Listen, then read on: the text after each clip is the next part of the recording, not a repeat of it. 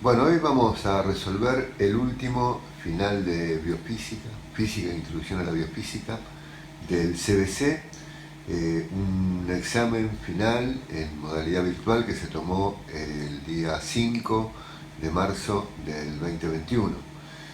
Bueno, vamos con el problema número uno. Nos muestran un gráfico. Dice: la parábola de la figura representa la posición en función del tiempo de un móvil que se mueve siguiendo una trayectoria rectilínea.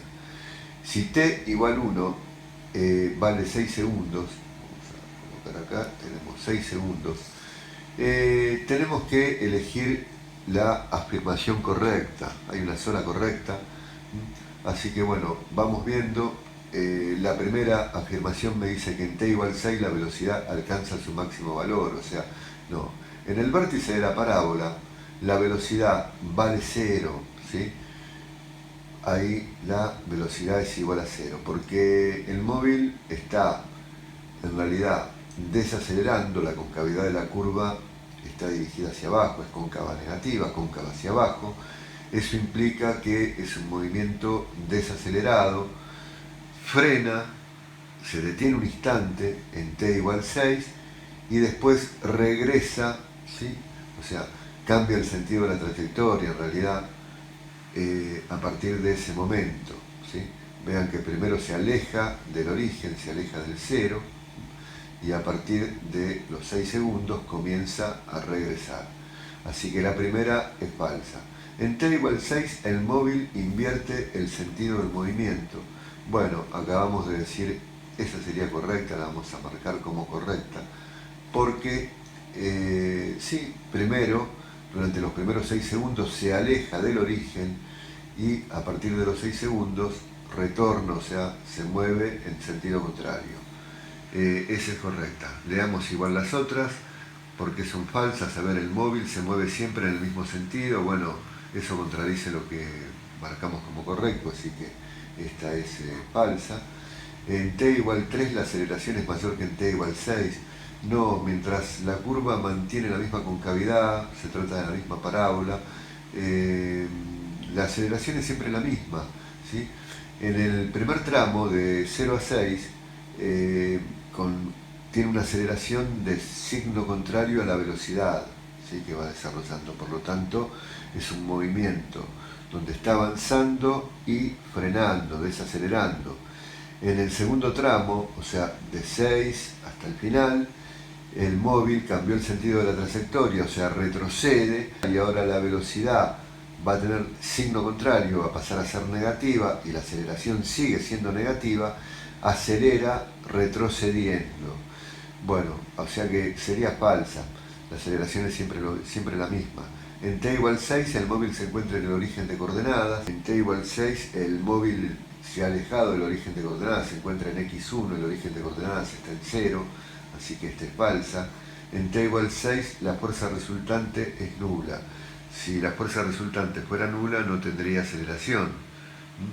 Recuerden, fuerza igual a masa por aceleración, así que descartamos y por eso la única correcta es la que tildamos, que sería la segunda. Bueno, vamos a pasar ahora al problema número 2. Bueno, el problema 2 es un problema de electrostática con capacitores. Dice que una batería alimenta dos capacitores de capacidades 4 microfaradios y 5 microfaradios, conectados en paralelo. La carga total en esa situación es de 3,2 microcoulomb. Se agrega un tercer capacitor de 18 microfaradios en paralelo a los anteriores y la carga total del nuevo conjunto conectado a la misma batería es aproximadamente... Bueno, primero vamos a la situación inicial, donde, como están conectados en paralelo, vamos a sumar los capacitores. Recuerden que es al revés que en las resistencias. La capacidad total va a ser igual a 4 más 5 microfaradios, o sea que vamos a tener 9 microfaradios. Por lo tanto, delta B, ¿sí?, la batería, bueno, para calcular esto vamos a dividir la carga total, la carga, por la capacidad. La carga me dicen que es 3,2 microcoulomb. La capacidad total es de 9 microfaradios. Esto nos daría, vamos a ponerlo como 16,45 voltios. ¿Sí? Bien, lo dejo así como fracción, para tener más exactitud en el resultado final.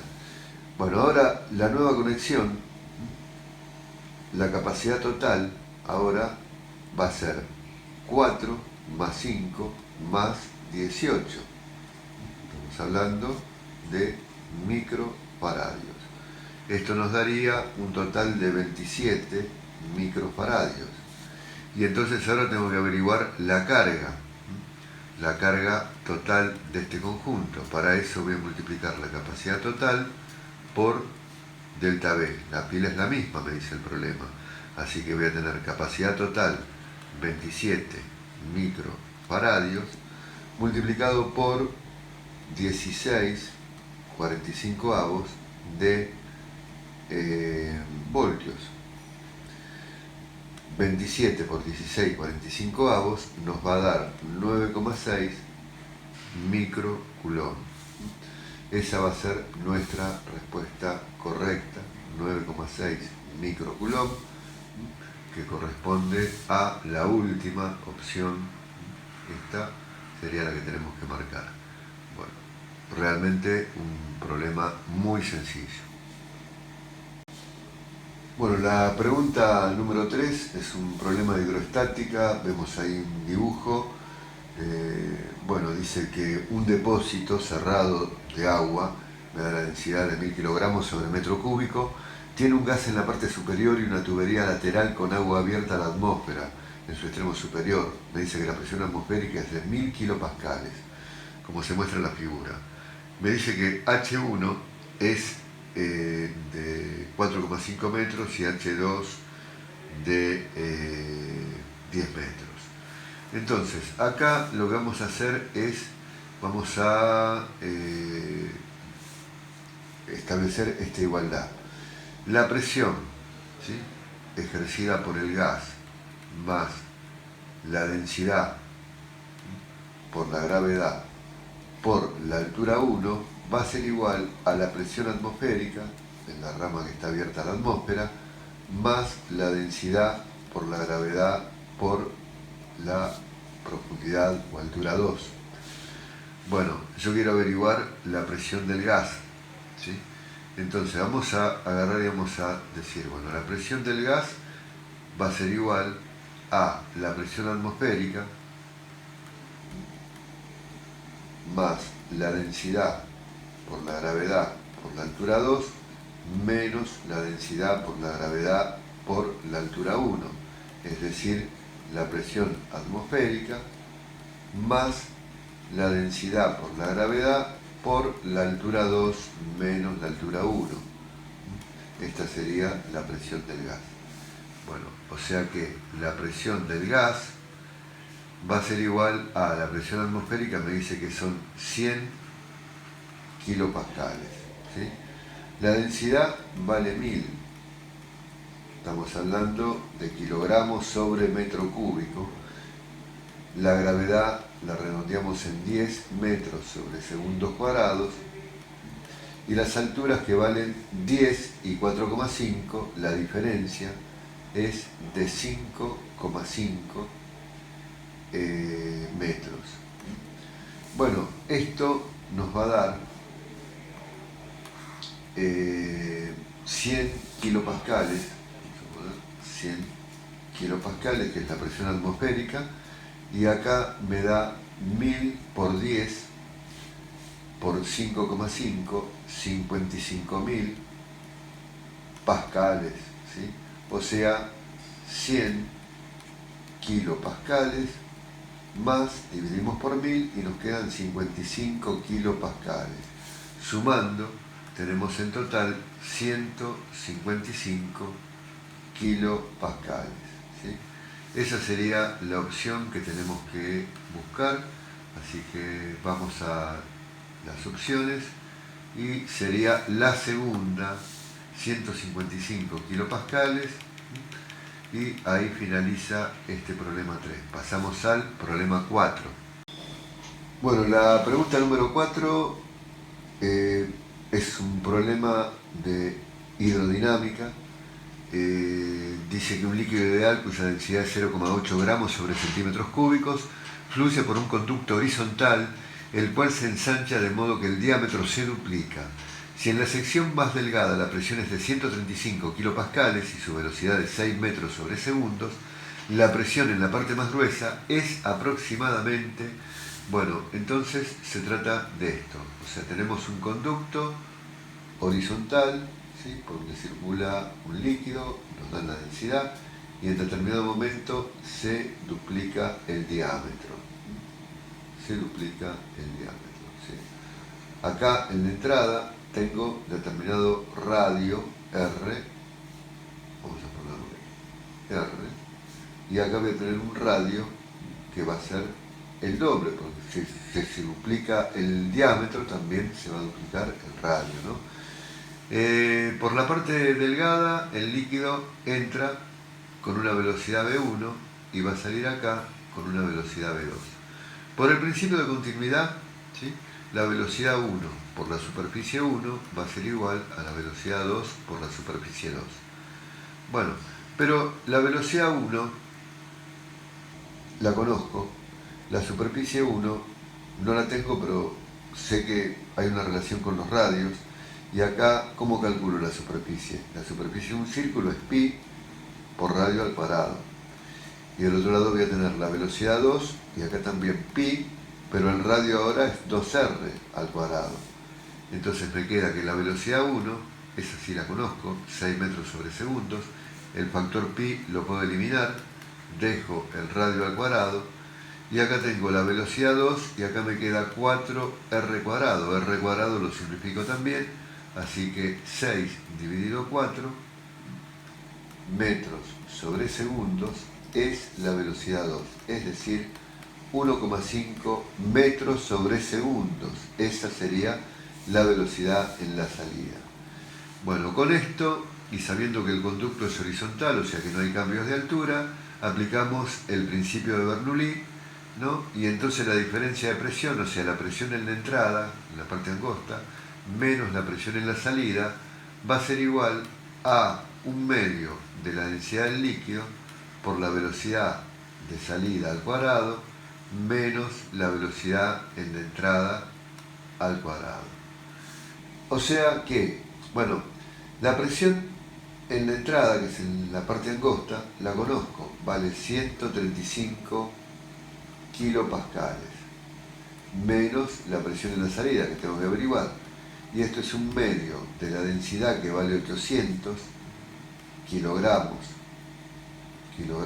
sobre metro cúbico, por la velocidad en la salida, que sería de 1,5 metros sobre segundos elevados al cuadrado, menos 6 metros sobre segundos también elevados al cuadrado.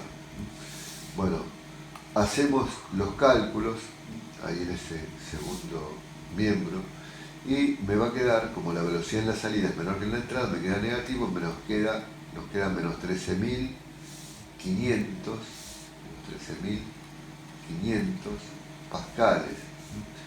La presión en la salida la pasamos sumando.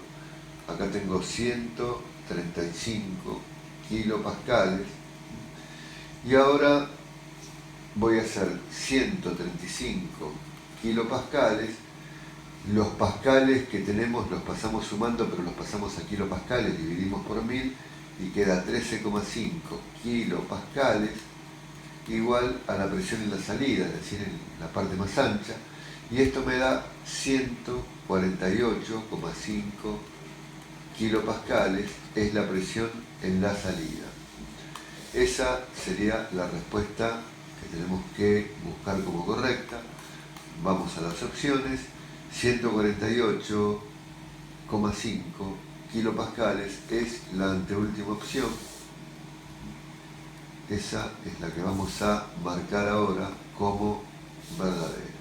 ¿Sí? Esta sería la correcta. pasamos al siguiente. Bueno, el siguiente problema dice que en un recipiente adiabático de capacidad calorífica despreciable se introducen 2 kilogramos de hielo a 0 grado y 300 gramos de agua a 44 grados Celsius.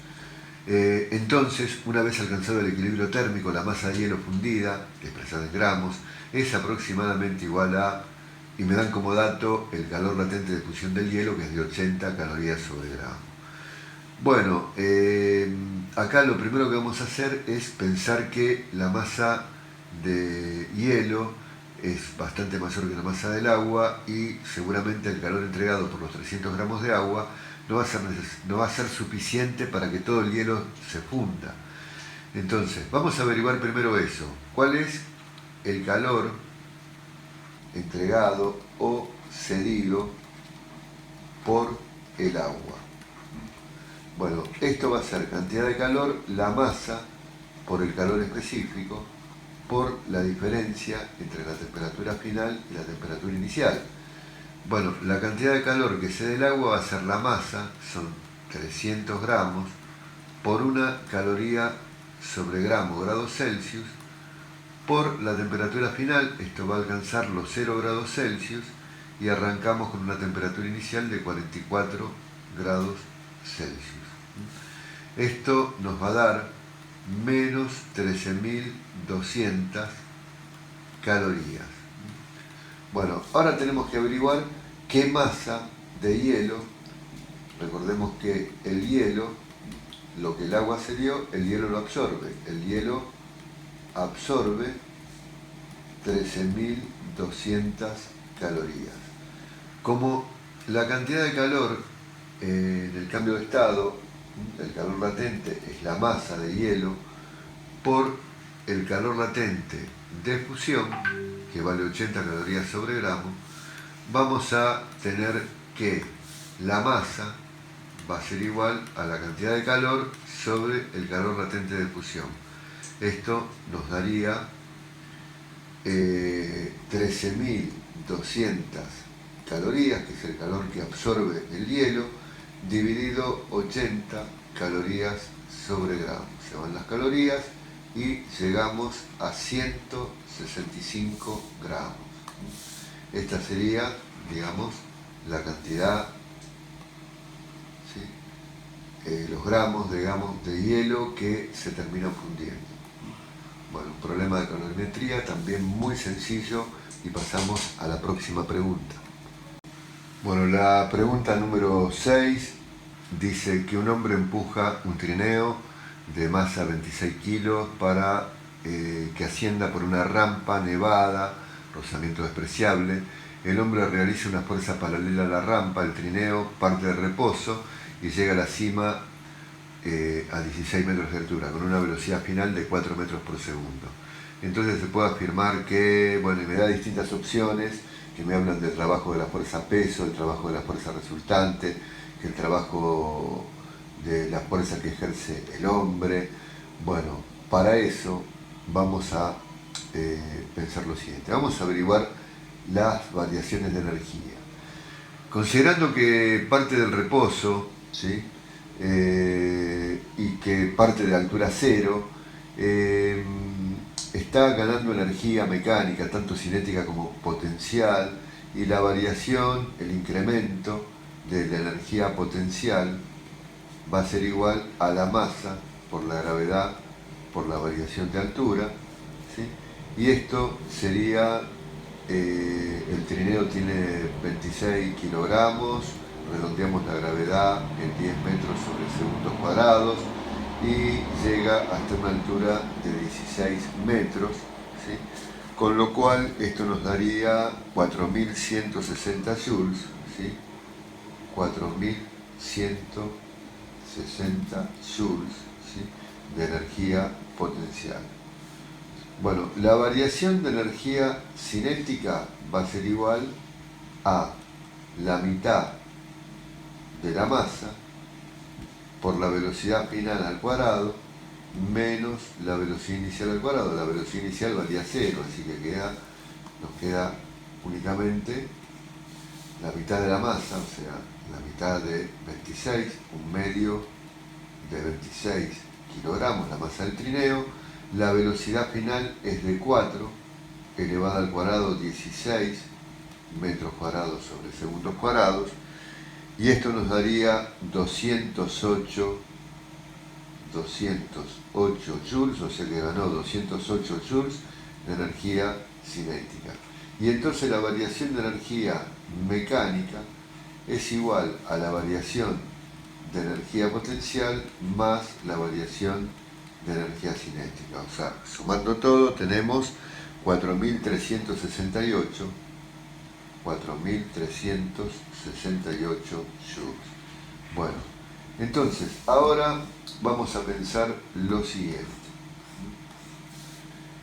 El trabajo de la fuerza resultante es igual a la variación de energía cinética, recuerden esto, ¿no? Y esto nos da 208 joules. El trabajo de la fuerza peso va a ser igual a más menos la variación de energía potencial. Esto sería, cuando sube, el peso realiza un trabajo negativo. Cuando está descendiendo, el trabajo del peso es positivo. En este caso, va a ser negativo porque está ascendiendo a 4.160 joules. Y el trabajo de las fuerzas no conservativas, ¿sí?, sería la variación de energía mecánica, o sea, 4.368 joules, ¿sí? Bueno, entonces acá vean que la única fuerza no conservativa, o sea que no hay rozamiento, es la fuerza externa, la fuerza que realiza el hombre. Entonces, ¿el trabajo de la fuerza peso es nulo? No, porque ya vimos que el trabajo de la fuerza peso es equivalente a la variación de energía potencial, en este caso es negativo, pues está subiendo, pero no vale 0, sino que vale menos 4.160, ¿sí? Así que esto no va. El trabajo de la fuerza resultante sobre el trineo vale menos 208, no. La fuerza resultante realiza un trabajo que sería de 208, pero positivo, está ganando energía cinética. Así que falso. El trabajo de la fuerza resultante, no, este es el trabajo de la fuerza no conservativa. La fuerza resultante realiza un trabajo de 208. El trabajo de la fuerza que ejerce el hombre sobre el trineo está bien, porque la fuerza que ejerce el hombre sobre el trineo es la fuerza no conservativa en este problema, ¿no? Y realiza un trabajo equivalente a la variación de energía mecánica, o sea que esa es correcta. El trabajo de la fuerza que ejerce el hombre sobre el trineo es 208, no, ese es el trabajo de la fuerza resultante, y el trabajo del peso vale 4.160, no, el trabajo del peso vale menos 4.160. Por lo tanto, estas dos son falsas. Bueno, y ahí finaliza el problema número 6. Pasamos al siguiente problema. Bueno, la pregunta 7 es un problema sobre conducción del calor. Bueno, dice así, dice que dos barras A y B de igual sección y longitud se unen por uno de sus extremos. La relación entre sus coeficientes de conductibilidad térmica es que KB es igual a 2,4 de Ka. Al extremo libre de la barra B se lo pone en contacto con una fuente térmica a una temperatura T. Tcal, no sé. Al extremo libre de la barra A se lo coloca en contacto con otra fuente térmica a temperatura T fría, Tcal era T caliente. Bueno, que vale 5,5 grados Celsius. Ambas barras poseen laterales térmicamente aislados, entonces si al alcanzar el régimen estacionario se observa que la unión entre las barras se encuentra a una temperatura de 21 grados, la temperatura de la fuente caliente es en grados Celsius aproximadamente igual a... Bueno, veamos que la fuente fría, acá de este lado tengo 5,5 grados Celsius, acá tengo una temperatura que quiero averiguar y acá en la unión de las barras, acá tengo una temperatura de 21 grados Celsius. Acá tengo un coeficiente de conductividad Ka y acá KB vale 2,4 de Ka. Según la ley de Fourier, las dos barras van a transmitir en régimen estacionario calor con la misma potencia, o sea, la misma cantidad de calor por cada unidad de tiempo, ¿no? Entonces, vamos a tener que K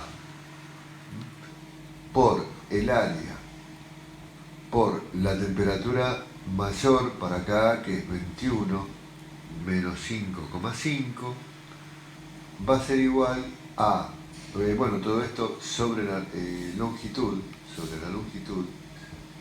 todo sobre L, va a ser igual a KB, que vale 2,4 de K por el área por la temperatura mayor, que ahora va a ser la temperatura X, la temperatura de la fuente caliente, menos los 21 grados Celsius, dividido todo esto también por L. Pero acá se me va todo, se me va KA, se me va el área, se me va L, ¿sí? Y me queda esta relación. Me va a quedar 21 menos 5,5 me va a dar 15,5 grados Celsius. Igual a 2,4 por la temperatura, el área se iba, por la temperatura desconocida en la fuente caliente, menos 21 grados Celsius. Así que si hacemos 15,5 Celsius, paso dividiendo 2,4, me va a quedar que esto es la temperatura que quiero averiguar, menos 21 grados Celsius. Haciendo el cálculo, acá me da aproximadamente 6,46 grados Celsius. Pasamos los 21 grados Celsius sumando y me queda la temperatura que quiero averiguar, ¿sí? Que sería el total de 27,46 grados Celsius.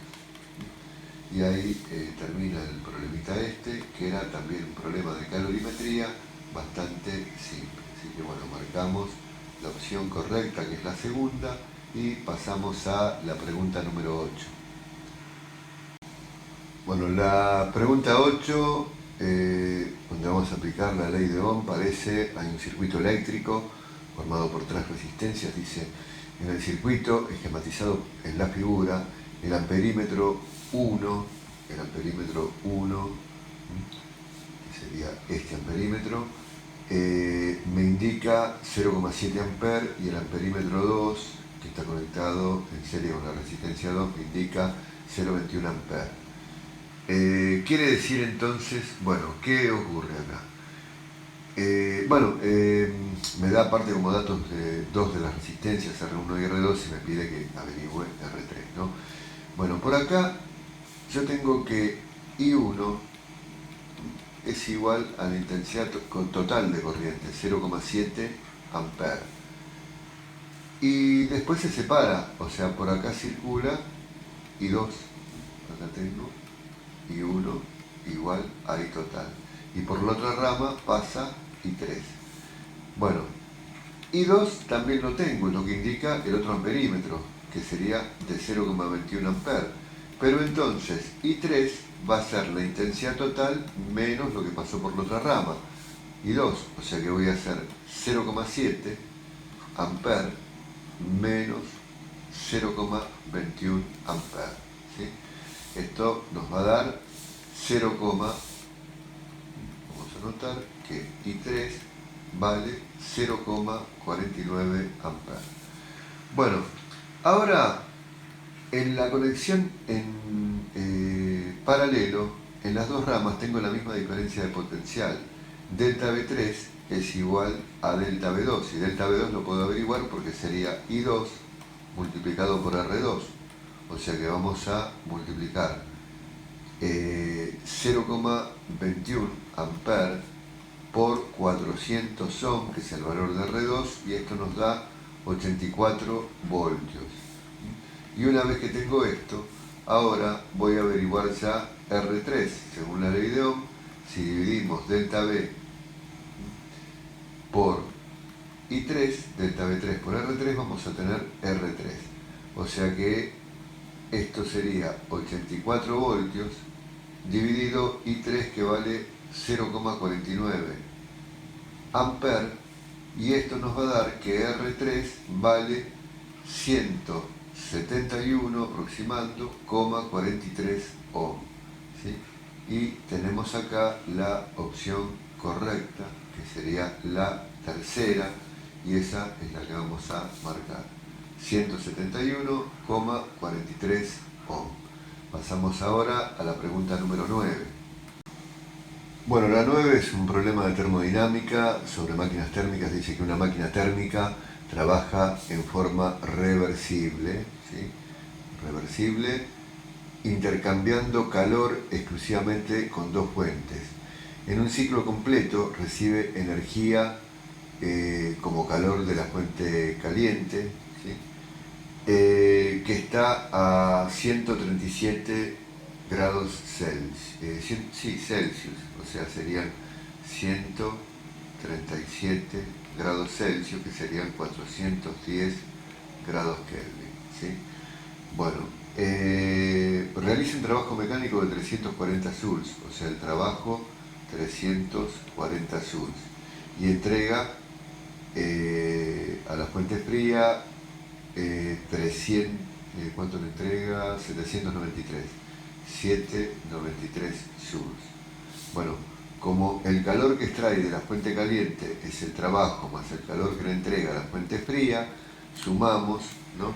Y eso nos va a dar 1133 joules. 1133 joules, ¿sí? Bueno, como me dice que es reversible, la variación de entropía va a ser igual a cero. Por lo tanto, el calor que extrae de la fuente caliente sobre la temperatura de la fuente caliente es igual al calor que entrega la fuente fría sobre la temperatura de la fuente fría. Y yo tengo que averiguar la temperatura de la fuente fría, que despejando de esa proporción me va a quedar entonces la temperatura de la fuente caliente por el calor de la fuente fría sobre el calor extraído de la fuente caliente. Bueno, solamente tenemos que reemplazar acá en esta ecuación que armamos, ¿no? Y vamos a tener que la temperatura de la fuente fría va a ser igual. Temperatura de la fuente caliente, ¿sí?, sería de 410 Kelvin. El calor que cede a la fuente fría es de 793 joules. Y el calor que extrae de la fuente caliente es de 1133 joules. Haciendo los cálculos, obtenemos una temperatura aproximada de, nos daría 286, prácticamente 287 grados Kelvin, que lo convertimos después en grados Celsius y si nos termina dando 14 Celsius, ¿sí? Bueno, y ahí finaliza el problema, marcamos la opción que corresponde, que es la primera, y vamos a resolver ahora el último problema de este final. Bueno, llegamos a la 10, que es la última, y es un problema que me dice así: dice que se comparan el caudal sanguíneo y la resistencia hidrodinámica total del sistema circulatorio de una persona cuando está haciendo ejercicio, me dice Q' y R', con respecto a los valores que toman esas magnitudes cuando la persona está en reposo, Q y R. Se encuentra que Q', o sea, cuando hace ejercicios, es igual a 1,6 de Q, o sea, 1,6 veces, un 60% mayor sería que cuando está en reposo. Y que la resistencia R' es 0,75, es decir, un 25% inferior a la resistencia cuando la persona está en reposo. Si la potencia que desarrolla el corazón en la situación de reposo es P, cuando la persona está haciendo ejercicio, la potencia será, bueno, vamos a decir que cuando está haciendo ejercicios, es un problema comparativo. Vamos a comparar P', que es la que queremos averiguar, sobre P.